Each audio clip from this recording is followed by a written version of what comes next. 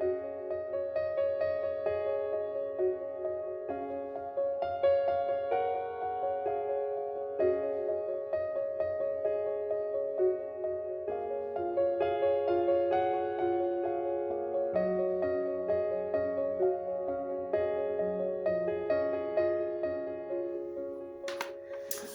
and welcome back to my film and TV channel. I hope you're all staying safe and well. And yes, we're going on to Netflix today. This had a theatrical release at the end of last year, like the end of 2022. But it's it was getting some rave reviews on Netflix, so I thought I'd seek it out. I didn't realize I'd missed it along the way. I don't think it's been out for too long on Netflix as I'm recording this on the 24th of January 2023. So we're going to look at something called Vesper today. Yes, it's not about a scooter, it's a science fiction.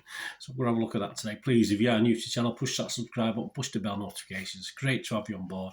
Film reviews, TV drama reviews, information vlogs, the odd quiz as well. As one around New Year I did, so seek that out if you want a little bit of fun as well. So yeah, join me and spread the word. It'd be much appreciated. If you are pressing buttons, or you've already pressed that button because you're a regular, press that other little button, that little thumbs up button. I just very much appreciated by me if you can do that. I'm trying to get between 10 and 15 likes for these film and TV vlogs, so your support is very welcome. Yes, Vesper, it was released in France as Vesper Chronicles. Well, it's only a one-off. It's a chronicle probably rather than chronicles. 114 minutes, so almost 2 hours. Yeah, it filled it up okay. A 15 certificate. Yeah, perhaps because of violence, I'm not too sure. It's perhaps a 12. It might have got away with a 12A or something like that. And it's a science fiction film directed by Christina Buzzit and Bruno Semper, starring Raffaella Chapman, Eddie Marsan, Rosie McEwen, and Richard Brake.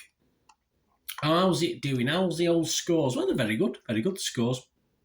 Rotten Tomatoes audience, 3.5 out of 5. That's a 60% positivity. Internet Movie Database, 6 out of 10, which is fine, 71% positivity. And Metacritic, Metascore, their users, 6.1, so all good. And it's about, well, after the collapse, it's not a very what's the word, cheerful sort of backdrop, but it's a science fiction. After the collapse of Earth's ecosystem, Vesper, a 13-year-old girl struggling to survive with her paralysed father, meets a woman with a secret who will first force her to use her wits, strengths and biohacking abilities to fight for the possibility of having a future. Absolutely. What about the critics? Well, we know the public seem to like it. Rotten Tomatoes critics, 90% are positive of their 59 critics who left a score. An average rate is 7.4 out of 10, so very good. 53 fresh and 6 rotten. Wendy Hyde from The Observer here in the UK said it's inventive and atmospheric, just not entirely coherent. Leslie Felprin from The Guardian here in the UK said, if you're going to see one post-apocalyptic, low-tech French, Lithuanian, Belgian film in English this year with Eddie Marsan as the heavy, make sure it's this one. I'm not too sure that's a glowing review, but hey, I can see it's a positive. Anyway, we'll take that. Robert Daniels, RogerEbbett.com said, the major draw of Vesper is the imaginative world building by Buzzit and Semper. Metascore, the other site we'll look at, the other critic site, again, very good, 70% positivity, just 12 scores, 10 positive, 2 mixed and no negative, and it scored the lowest was 60, and that was the LA Times' Noel Murray.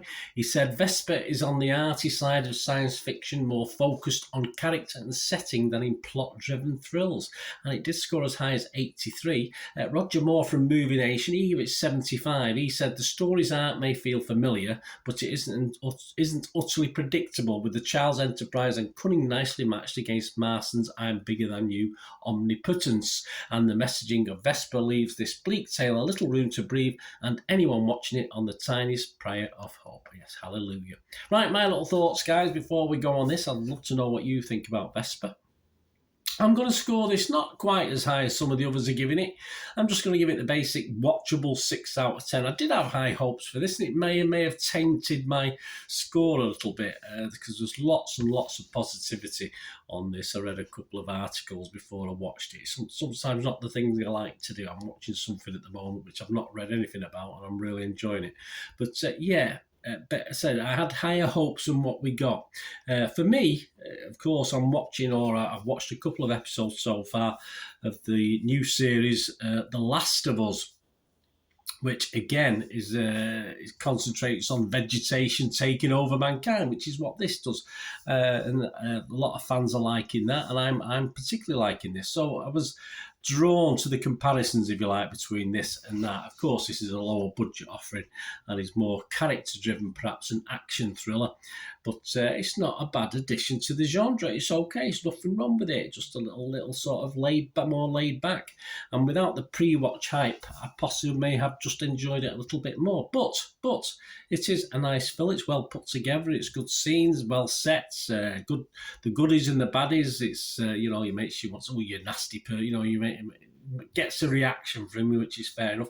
The acting, the young girl who plays Vesper, not the greatest, but she's okay. But generally the acting's fine. And I say, certainly a nice addition. I say 6 out of 10 from me, and it's certainly a nice filler until the next episode of The Last of Us, which I'll be watching at weekend as I'm recording this.